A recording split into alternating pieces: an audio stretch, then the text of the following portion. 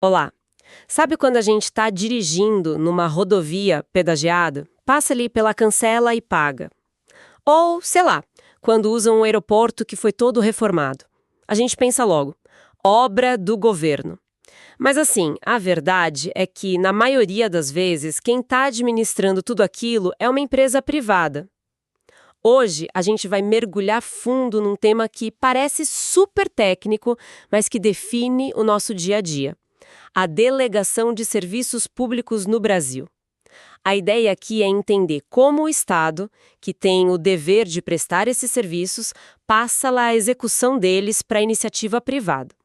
E parece que tem 3 jeitos principais para isso acontecer: a concessão, a permissão e a autorização. Vamos tentar decifrar esse quebra-cabeça. E o ponto de partida é exatamente essa palavra que você usou: execução. O material que a gente analisou deixa isso muito claro. É a regra de ouro. O Estado nunca abre mão de ser o dono do serviço. A titularidade é sempre pública. Ele contrata alguém para operar. É tipo ser dono de um restaurante e contratar um chefe e uma equipe para tocar a cozinha e o salão. O restaurante continua sendo seu, né? Mas a operação é de outro.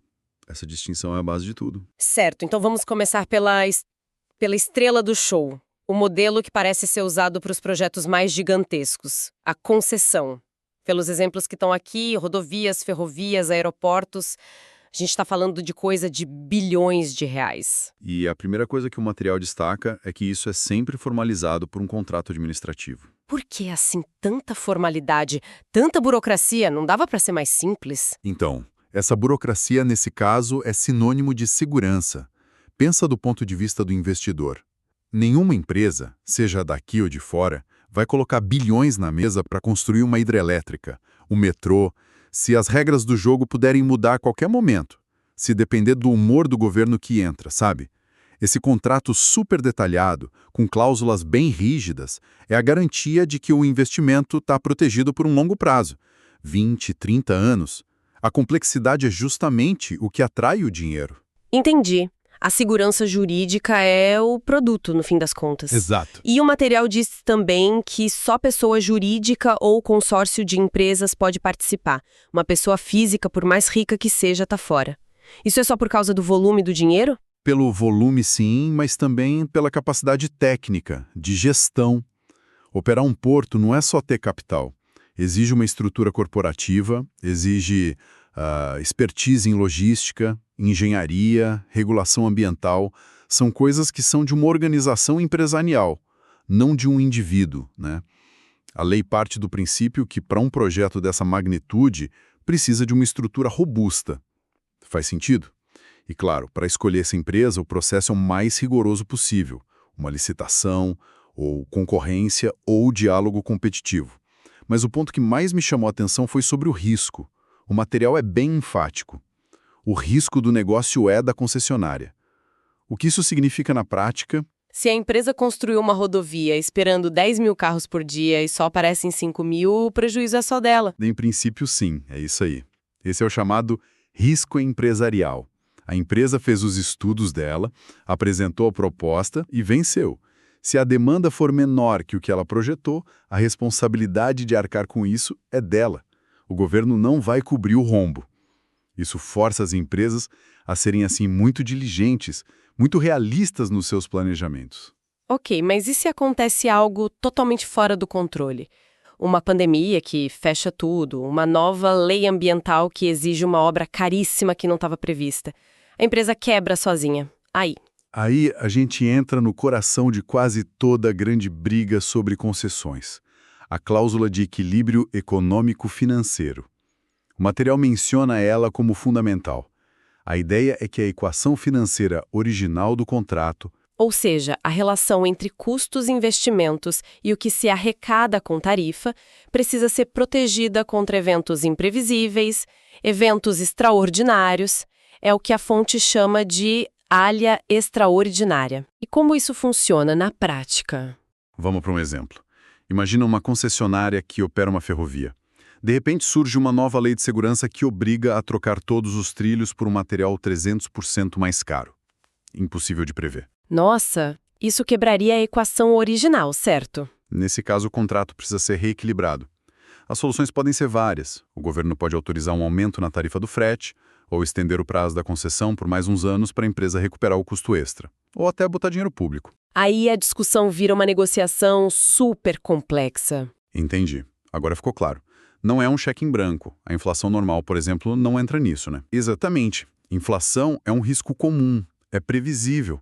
Para ela, o contrato já prevê um mecanismo automático, que é o reajuste, geralmente anual. O reajuste é a regra. O reequilíbrio é a exceção. É para os cisnes negros, para os eventos que viram tabuleiro do jogo. Entendi a concessão. É um modelo blindado feito para atrair bilhões.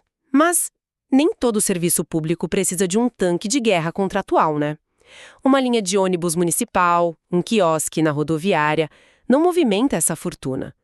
Como o Estado lida com essas situações mais do dia a dia? Pergunta perfeita. E ela nos leva direto para as outras duas ferramentas. Para essas situações de menor complexidade, menor investimento, o Estado usa a permissão e a autorização. São modelos mais ágeis. Começando pela permissão, os exemplos do material são ótimos. Linhas de ônibus, vans de transporte alternativo, quiosques em espaços públicos. E a primeira grande diferença que o material aponta é a formalização. Não é um contrato negociado, mas um contrato de adesão. É basicamente um pegue ou largue. O particular aceita as condições que o governo impôs e pronto. Isso. É um modelo mais padronizado, o que dá agilidade para a administração pública. Em vez de negociar contratos um por um, ela cria um regulamento padrão e os interessados aderem. Outra diferença importante que a fonte destaca é que aqui tanto pessoas físicas quanto jurídicas podem participar, o que amplia o leque de prestadores. E a licitação continua sendo obrigatória, tá? Mas a característica que parece definir a permissão é a tal da precariedade. O que isso quer dizer? Que o governo pode cancelar tudo a qualquer momento. Na teoria original, sim. A ideia de precariedade é que o Estado poderia revogar a permissão por conveniência sem ter que pagar uma indenização completa pelos investimentos, como faria na concessão. Só que o material aponta para uma evolução muito interessante aí. A partir do momento em que a lei passou a exigir que os contratos de permissão tivessem um prazo determinado, essa precariedade foi, nas palavras da fonte, mitigada. Ou seja, na prática, ela ficou mais segura do que o nome sugere. Precisamente.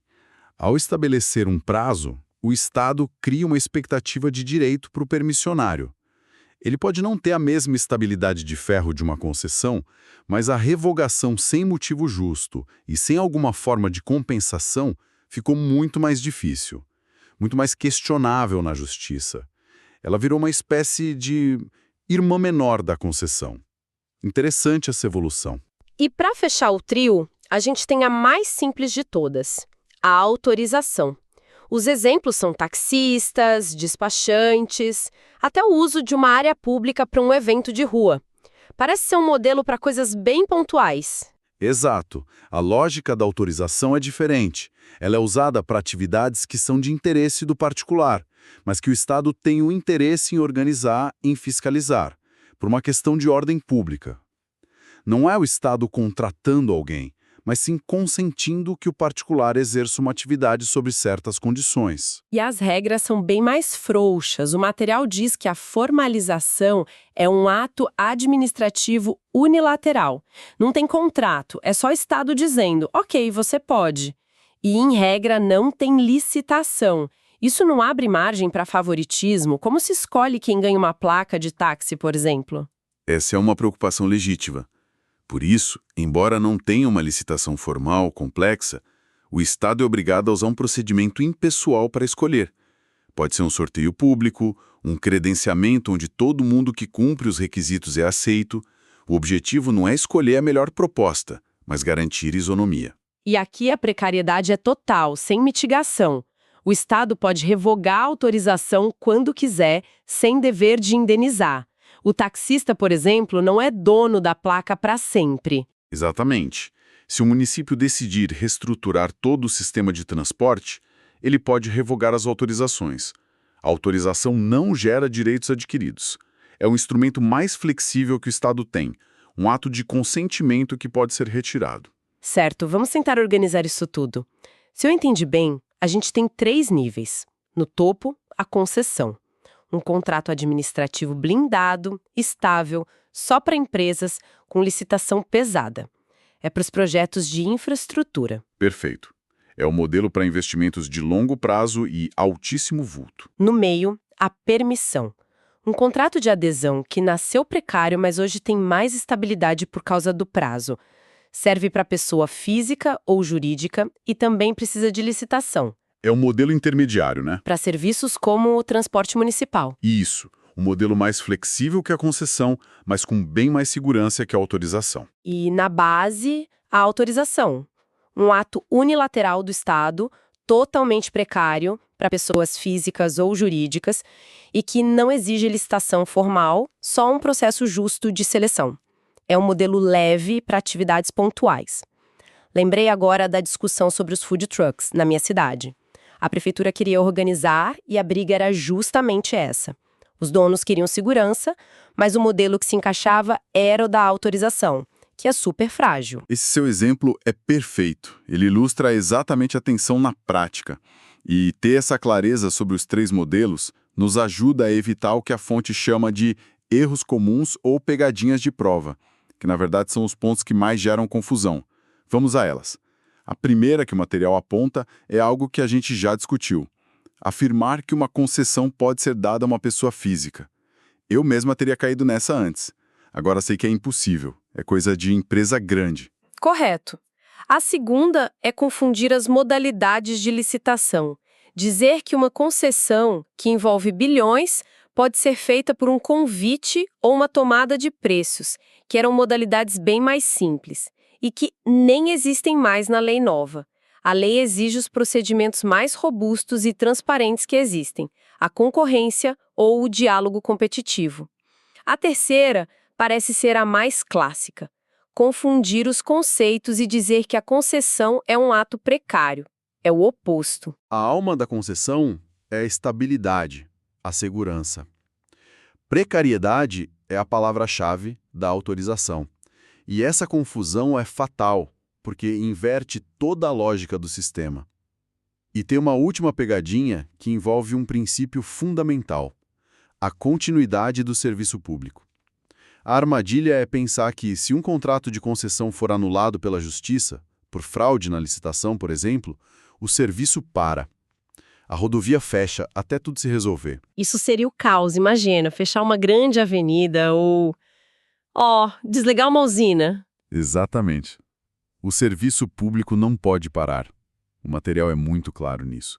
O interesse da coletividade está acima da disputa contratual. Se um contrato é anulado, o Estado tem o poder-dever de intervir e assumir a operação na hora. Ou nomear um interventor, para garantir que a população não seja prejudicada. A discussão sobre quem paga o quê, indenização, isso tudo é resolvido depois. O serviço é sagrado. Então, fazendo um balanço da nossa análise, fica claro que o Estado tem uma caixa de ferramentas bem definida. Ele nunca entrega a propriedade do serviço, só a operação. E para cada tipo de serviço, ele escolhe a ferramenta certa. É tipo a marreta da concessão para obras gigantes, a chave de boca da permissão para projetos de médio porte e a chave de fenda da autorização para ajustes finos. É uma ótima analogia. A escolha entre esses modelos revela a estratégia do poder público, o tamanho do investimento que se quer atrair, a complexidade da operação e, principalmente, o nível de controle que o Estado quer manter. Por trás de uma simples cancela de pedágio ou da conta de luz, existe toda essa engenharia jurídica tentando equilibrar o interesse público, a necessidade de investimento e a garantia de que o serviço chegue sem parar para todos nós. E o material deixa uma provocação final bem interessante para a gente pensar. Sim, ele foca de leve num ponto fascinante. Diz que a arbitragem, que é um método privado de solução de conflitos, pode ser usada para resolver disputas de dinheiro nesses contratos. Mas ela não pode decidir sobre os atos de império do Estado, as decisões soberanas. E a reflexão que fica é, no mundo de hoje, onde essa linha é traçada, se uma concessionária de dados do governo usa uma inteligência artificial que toma decisões com impacto financeiro, uma ordem do Estado para desligar o algoritmo por segurança nacional, é um ato de império ou é uma quebra de contrato que gera uma indenização bilionária? essa fronteira está ficando cada vez mais nebulosa.